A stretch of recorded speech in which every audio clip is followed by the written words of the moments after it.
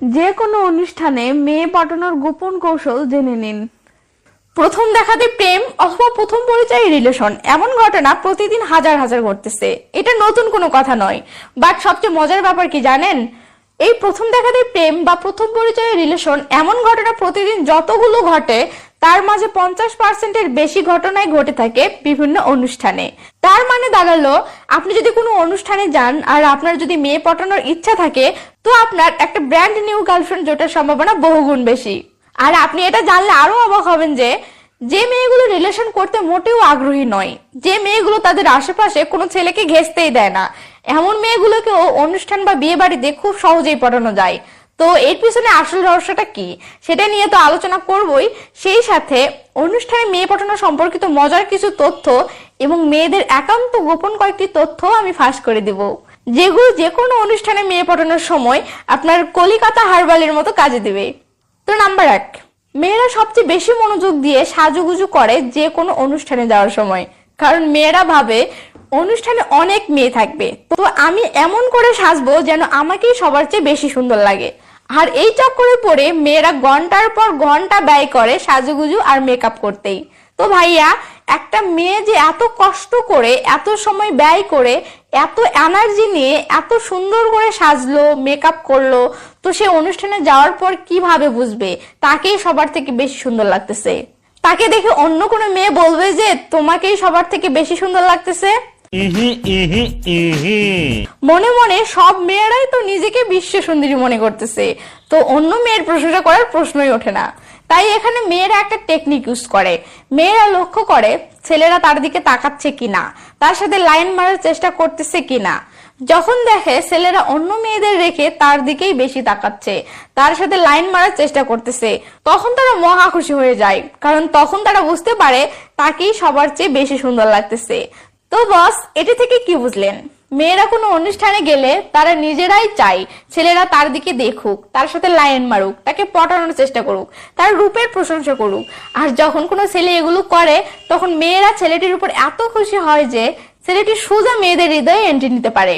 এবার এসে পরের পয়েন্টে, নাম্বার 2। আপনারা হয়তো জানেন না, একটা মেয়ে যতই আনরোমান্টিক হোক না কেন, বাট যখন কোনো মেয়ে অনেক সুন্দর করে সেজে গুজে কোথাও যায়, তখন তার মন অনেক রোমান্টিক থাকে। আর রোমান্টিক মন তো শয়তানের কারখানা, গলে যেতে বেশি কিছু লাগে না। সত্যি বলছি, আপনি রাস্তাঘাটে, স্কুল কলেজে বা যে কোনো জায়গায় মেয়ে পটানোর চেষ্টা করে দেখুন, মেয়ের পিছনে ঘুরতে ঘুরতে আপনার জুতা ক্ষয় হয়ে যাবে। মেয়েদের মন পাওয়ার জন্য মেয়ের পিছনে টাকা খরচ করতে করতে আপনার মানিব্যাগ ফাঁকা হয়ে যাবে, তবু মেয়ের মন গলাতে পারবেন না।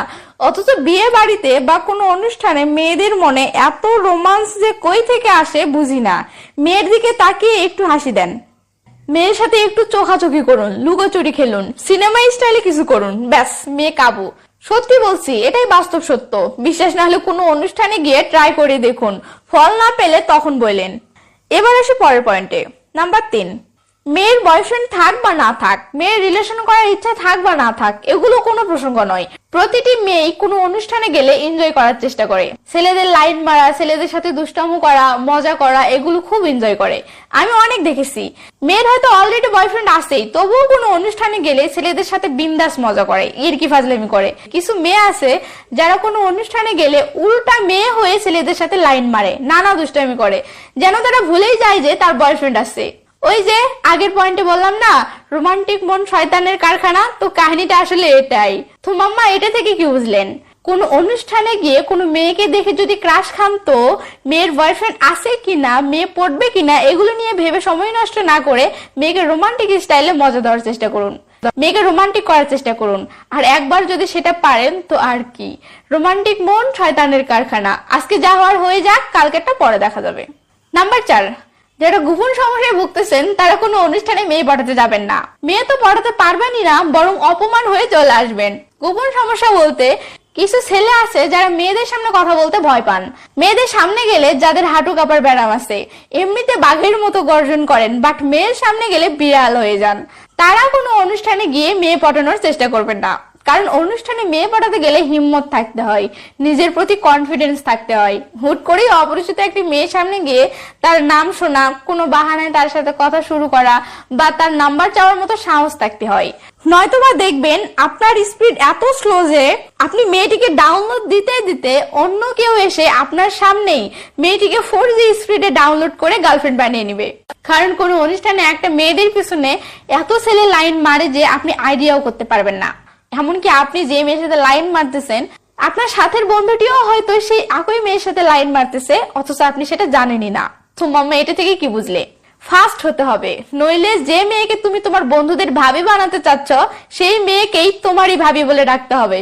ও মাই গড, 4টি পয়েন্টের উপর বলতে বলতে এতগুলো বলে ফেলেছি, আর বাকিগুলো কখন বলবো? আর অনুষ্ঠানে মেয়ে পাঠানোর স্পেশাল টেকনিক গুলো নিয়ে তো কথাই বলা হলো না। ধর, এইটা কোনো কথা? মনটাই খারাপ হয়ে গেল। আজকে আর সময় হবে না। ভিডিওটি আপনাদের কেমন লেগেছে সেটা কমেন্ট করে জানাবেন। যদি আপনাদের ভালো সাড়া পাই তো খুব শীঘ্রই পরের পর্ব বানাবো। আর মাম্মা, ভিডিওর নিচে দেখো একটা লাইক বাটন আছে, ওটাতে আলতো করে একটা আদর করে দাও তো। তো ভালো থাকবেন সবাই, বাই বাই।